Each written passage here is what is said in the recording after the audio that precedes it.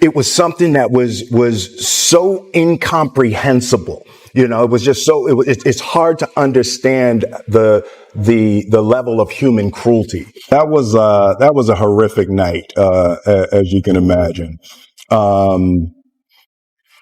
You know, there's many nuances and complexities to it, you know.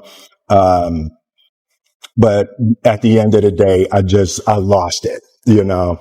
And I guess what I would say, you just never know what somebody's going. After all the chatter connecting Diddy to Will Smith, it looks like Will's finally breaking his silence and addressing what really went down. He'll be one of the first dudes that they'll probably pull to the side and say, yo, well, you say that your man, I heard you on TMZ say that he never did this and he never did that. But ain't this you? If those pictures or those films or anything like that exist. You know what I'm saying? That's what they pay those agents to do. So, of course, I don't believe that none of the people who are his celebrity friends is going to speak or say nothing until they're either contacted or they know what they really got. So you feel like they might be worried that they might be on tape at one of Diddy parties doing something they wasn't supposed to be doing? Diddy had, yo, bro, can you imagine? He had every room taped and bugged, and they found little bugs or little tape recorders. I mean, little those micro projectors or whatever like that, or video cameras. They found them in the house, bro. So by them having those things in the house, and people know there's drugs, there's alcohol, there's loose women, there's loose men, woman on woman, man on man, all kind of crazy shit. Bruh. They just wondering who or when they're going to let this stuff be known. But not only celebrities, I don't think it's only celebrities going to be shook. He had politicians in there. He had princes in there. He also had a couple of preachers in there.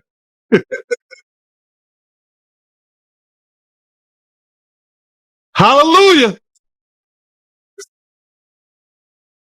That's crazy.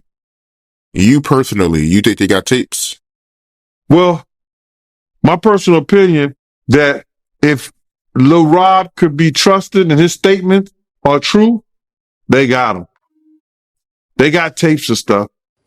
Even if Diddy ends up charged, Whittle's not off the hook. Word is, he held on to tapes, possibly as leverage against others. Peter Pinkett and Will Smith, you told me before that you was at a party before that they attended and you said the party was weird. Tell me about that. Okay, this is boxer. His name's Twan. He's from our neighborhood. He was married to Tanisha Arnold. The broad played Pam on Martin Lawrence. We went to the party with her. I mean, it was matter of fact, it was a set it off party. Jada Pinkett, Vivica Fox, all of them was there. You know what I'm saying? It was just seemed like Puff and Tupac was like a couple, seemed like to me. It was just a lot of weird shit going on, you know what I'm saying? The vibes ain't there. I guess that's what Tupac was talking about, the Illuminati and shit. It's like Vivica Fox was with this big gay man. He was 6'9". They called him, his name 6'9".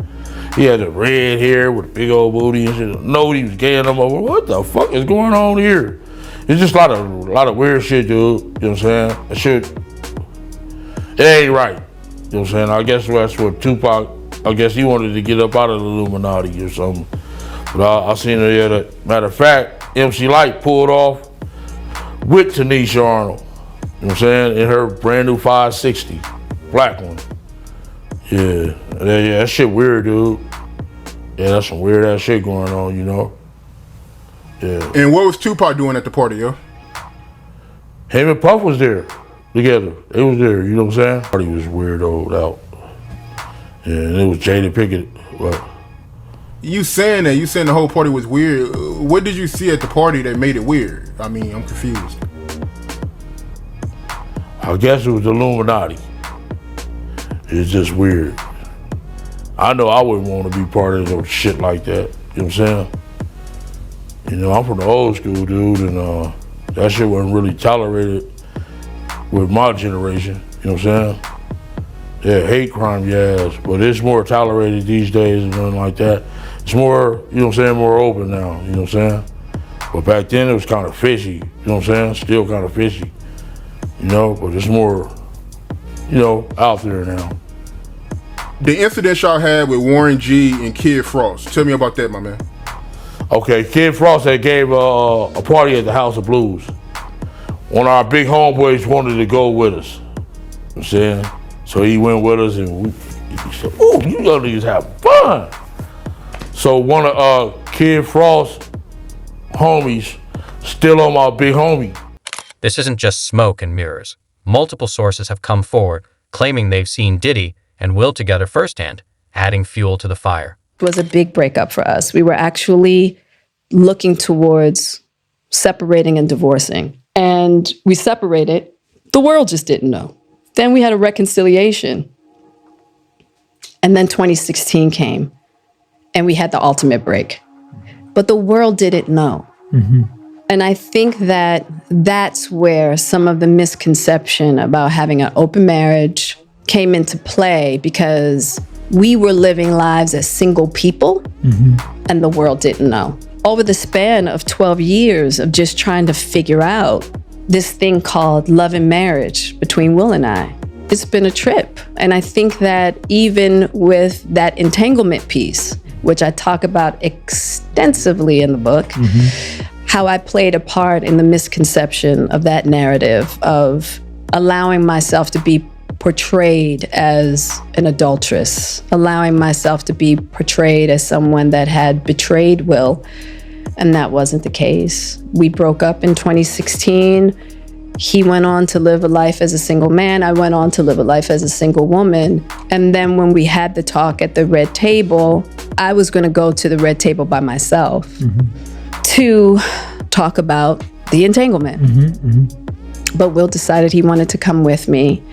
And we were going to then tell the world, hey, we haven't been together.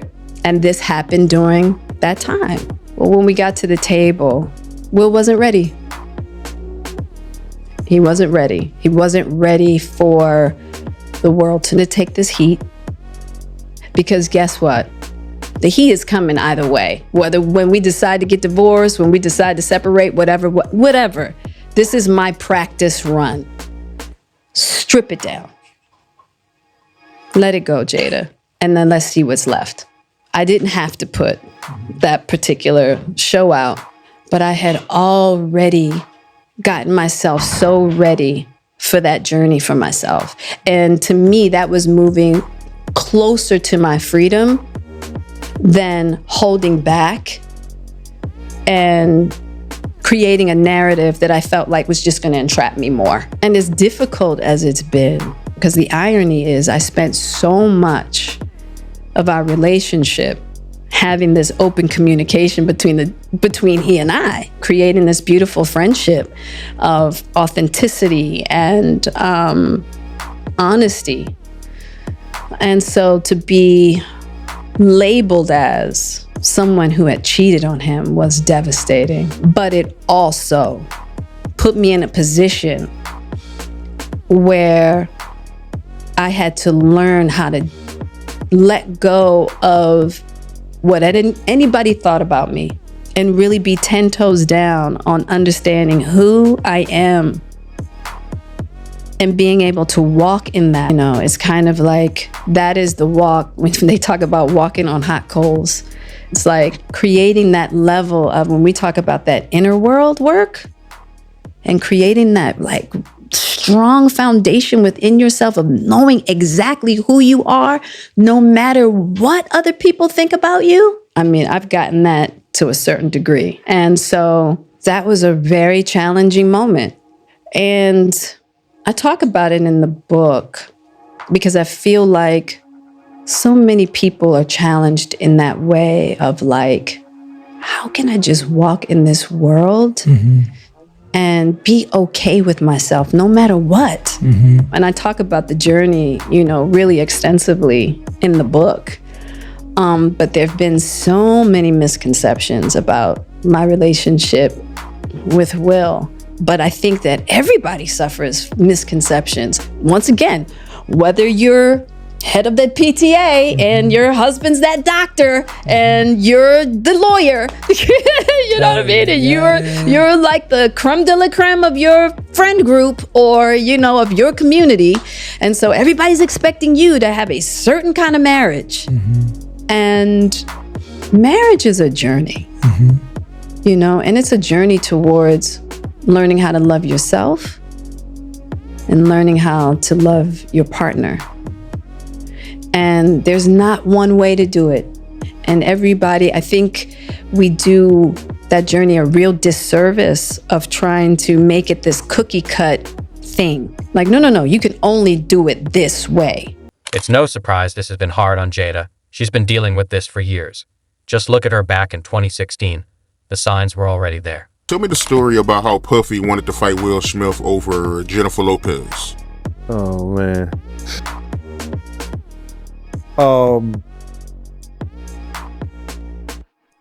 We were at a birthday party that I think either Matt Damon was giving for Ben Affleck. It was just a little gathering.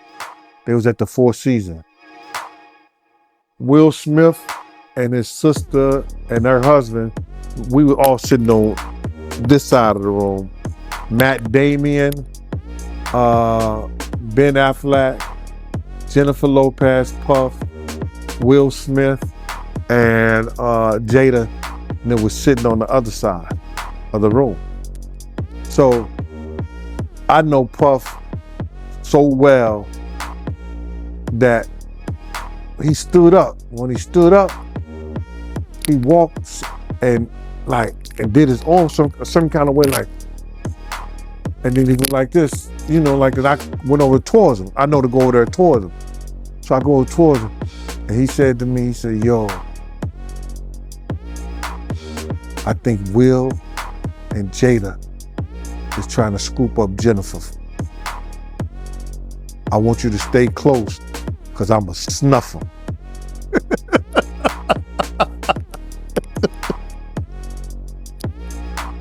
I said to myself, Will Smith gonna beat the shit out you.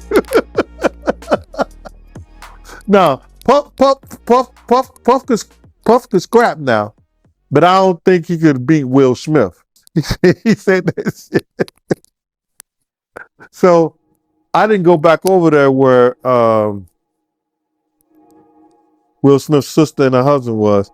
I stayed about, if he snuffed Will,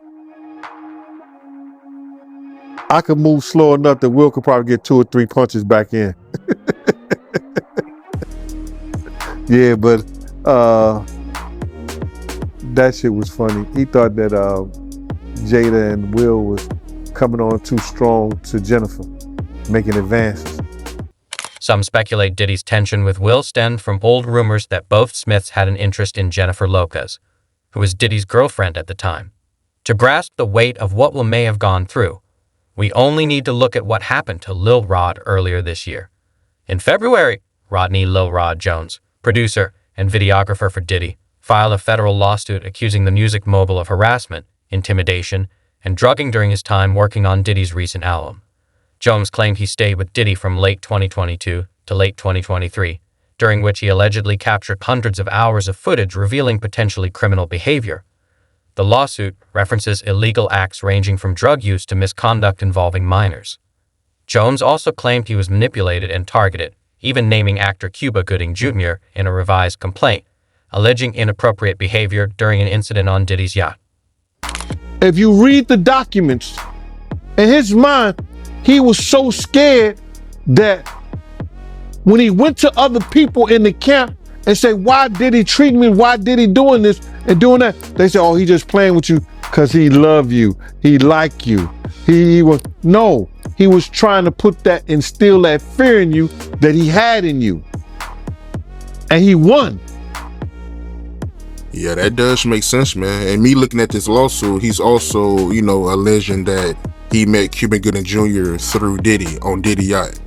And it even got to a point where he started touching him on his, upper inner thigh near his groin, according to him. Did you see the picture? Nah, I didn't get to see it, but oh my God. Yo, listen to me, man. I don't know if it was what they call it when you take two pictures and they put it together, stuff like that. What they call it when they put the pictures together and it don't belong together, but they put it together. Whatever, side by side. Yeah, whatever they call that. Cuban Gooding Jr. was so close to that. That was his lady. That's how close he was to him. And then his hands all on his leg and everything. It was crazy, bro. I don't even believe that.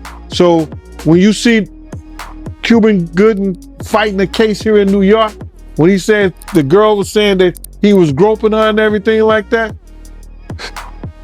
I'm glad they didn't show that picture at his trial. Because he would have been guilty. That's how close he was to that kid, man. So you seeing on pictures, do you believe his claims? Yeah, I believe his claims.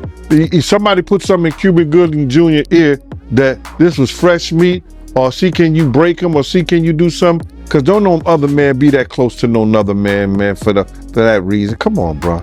That's crazy. Hey, do you know him? Have you ever met him before? No, I don't think I met him before. Cuban, I can't recall me, no. According to the lawsuit, Diddy's network allegedly enabled his behavior, giving him access to celebrities through high-profile parties that drew athletes, musicians, political figures, and even royalty, including Prince Harry. Meanwhile, Shine, real name Moses Barrow, is speaking out about the 1999 club shooting involving Diddy. In a recent interview, he reflected on past events now resurfacing due to new allegations. Barrow referenced claims made by producer Lil Rod, who says Diddy confessed to the shooting. That same producer also filed a lawsuit accusing Diddy of misconduct and abuse, leading to recent federal raids on Diddy's properties. Shine, now a political leader in Belize, insisted he was made the scapegoat back then, maintaining his innocence while suggesting that victims and witnesses are now confirming what he couldn't say at the time. The original incident happened in December 1999, when a nightclub fight escalated, leaving 3 people injured. Diddy and Jennifer Lopez, present at the scene, fled and were later stopped by police, who found a weapon in their vehicle. Diddy was acquitted in 2001, while Shine served a prison sentence. One of the victims, Natana Rubin, still claims Diddy was responsible and wants the case reopened. That has come out involving the producer Lil Rod. So basically his last 2 lawsuits, or last 2 major lawsuits, the one with Cassie, she made mention that Puffy made her carry his guns into nightclubs and wherever they went. And he threatened her to make her feel like she had to do so. And while there were lots of things of importance, that stood out to me. And I'm going to tell you why. In this lawsuit with the producer Lil Rod, they were both SA'd by him and threatened and physically harmed. But in this lawsuit, he appears to be a very young producer to me. But he said something very specific. As a means of threatening him, Puffy said, "That's why I shot up the club in New York back in 1999 and let Shine take the fall for it." Let me tell you why that's of utmost importance to me. Because I am the woman who he shot in the face in that 1999, December 27th, 1999, Club New York shooting. I have told everyone ad nauseum since then, even the surgeon who did the surgery to take the bullet, I literally have told everyone and never changed what I said. I watched him. I got pow-powed in the face. I watched him fire the gun. I've said it all this time. Even the surgeon who did my surgery to take out part of the bullet fragments that was aspirating into my lungs and try to remove as many bullet fragments as possible, testified in the criminal trial that while they were putting me under, I was screaming, Puffy, pew pew me in the face. He testified in the criminal trial. It is in the record. They all knew he did it. Everybody knew he did it. But he paid off the club bouncer named Sharice and all these other people and the club owners with their video to hide the video. That's his MO. I told everybody that. This man almost took my life, has traumatized my life, has caused undue harm, irreparable damage to my life, lied his behind off. I've had all these youngins on the internet harassing me, swearing that I'm making it up that he did it. And look what he did to Little Rod. He threatened him. Oh, you don't think I bust my gun? I shot up the club in Club New York and let Shine take... Well. It only took 24 whole years for it to come out. You see this tattoo? This commemorates me getting shot. It took 24 years for him to come out and say it. I've been saying it all along, but y'all pick and choose who y'all want to believe. Oh, baby,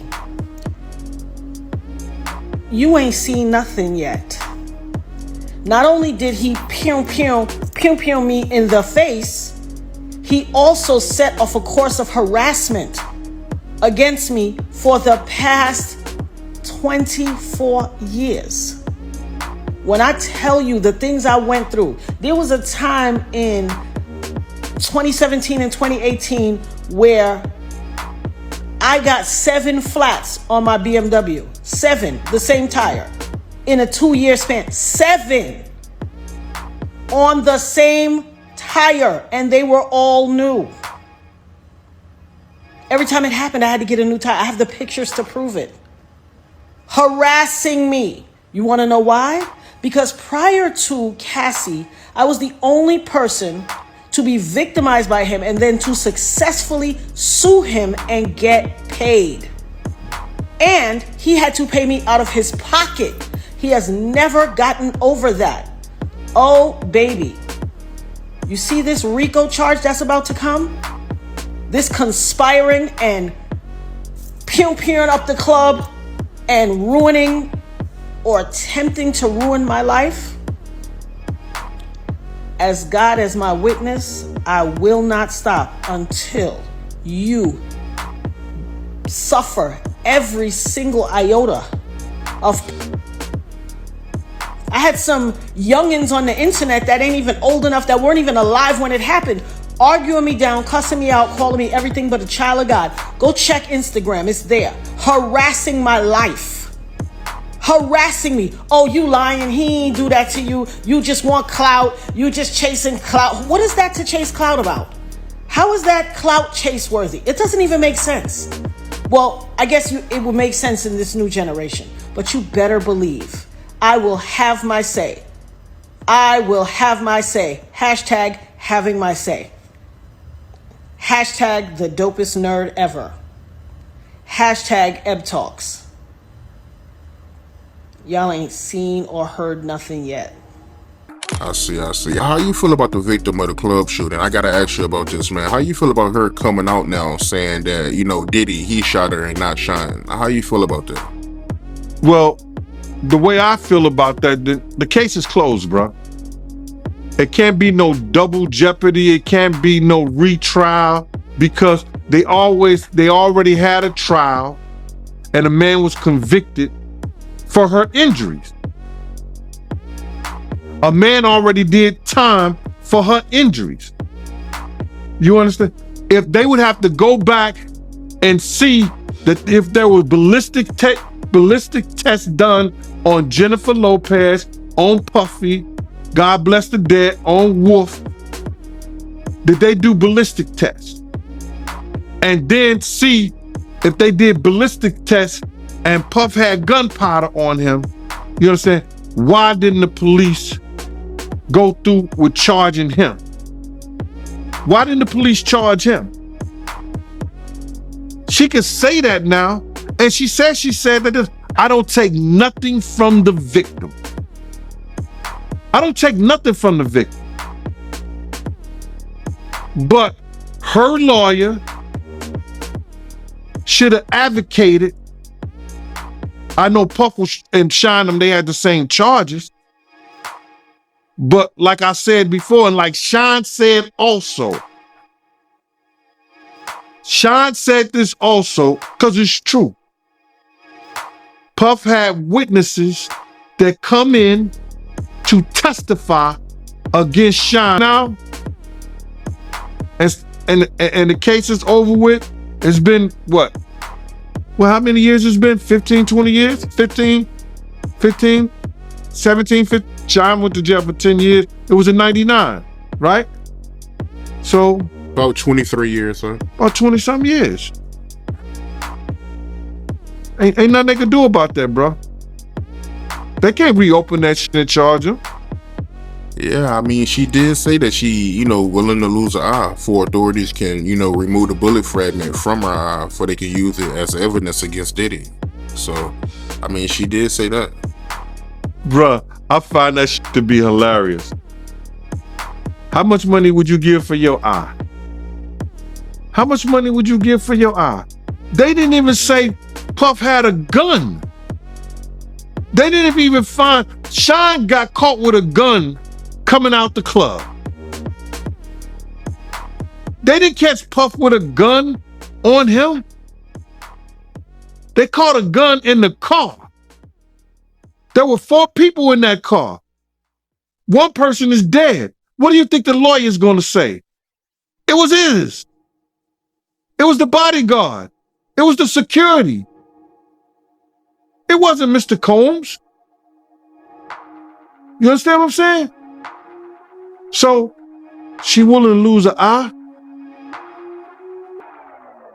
And what is the fragment is come from Sean's bullet. Because what happened was, bruh, they shot in the air and things ricocheted and hit. These new reports, right? How you feel about them saying that, Jennifer Lopez, she was carrying the gun in her purse? My man, you can't make me believe that. I've been around Ms. Lopez plenty of times. And even though they say Jenny from the block, she didn't rock like that, bro. For real, for real. I've been around Ms. Lopez a few times, more than a few times. You understand what I'm saying? She did not rock like that. She don't get down like that, bro. Not at all. She wouldn't be carrying no gun for no Puffy. Not at all. I know that. Yo, I will bet anything on that one, bro. That's right there. That's some internet bullshit. So with that being said, right, how exactly did Diddy do Sean wrong when it comes to the case? If you don't mind me asking, break that down. Well, I believe Diddy did Sean wrong because he told security at the time, and the head of security of his everyday operation was Paul Offer. If y'all know somebody who was there at the club that witnessed the shooting, go find them. People was found by security. And there's no shortage of online accounts about that shooting, especially with Jay and Deal dropping some jaw-dropping revelations as usual. Next, Voice 8. And that's a wrap for today, folks. Thanks for tuning in. Be sure to like, subscribe, and stay tuned for more updates. See you next time.